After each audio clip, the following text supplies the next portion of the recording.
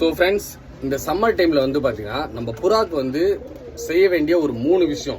இதை நீங்கள் ஃபாலோ பண்ணி பாருங்களா, கண்டிப்பாக சொல்கிறேன், உங்கள் கூண்ட்லி ஆகட்டும், உங்கள் புறாக்களுக்கு ஆகட்டும், எந்த இன்ஃபெக்ஷனும் வராது, எந்த பிரச்சனையும் வராது. அதுக்கு நான் கேரண்டி. நம்பர் 1, சரிங்களா, புறாவை எப்பவுமே வந்து வீக்லி ஒன்ஸ் கண்டிப்பாக குளிக்க வைங்க. ஏன்னா குளிக்க வைக்கிறதுனால புறாங்களுக்கு வந்து கொஞ்சம் உடம்பு வந்து வார்மாக தான் இருக்கும். ஏன்னா அடிக்கிற வெயில் ஜாஸ்தி தான் இருக்கும், பட் இருந்தாலும் அந்த வீக்ல மட்டும் கொஞ்சம் வார்மாக தான் இருக்கும். சரிங்களா, இது ட்ரை பண்ணி பாருங்க. நம்பர் 2, பெரிய தண்ணி எந்த காரணத்துக்கும் கொடுக்க போகாதீங்க. சரிங்களா. ஸோ முடிஞ்ச அளவுக்கு கேழ்வரகுலேயே மெயின்டைன் பண்ணுங்க. சரிங்களா. இந்த ப்ரீடிங் பண்ணுறதுக்கு புறாங்களுக்கு என்னென்னா கூட இந்த கம்பு அந்த மாதிரி கொடுக்கலாம். ஏன்னா கம்பு வந்து கொஞ்சம் கோல்டு மாதிரி தான் இருக்கும், அது ஒன்றும் பிரச்சனை இல்லை. ஸோ ட்ரை பண்ணி பாருங்க. நம்பர் 3, புறாவை பாத்ரூமை நீங்கள் அப்பப்போ செக் பண்ணிட்டே இருங்க.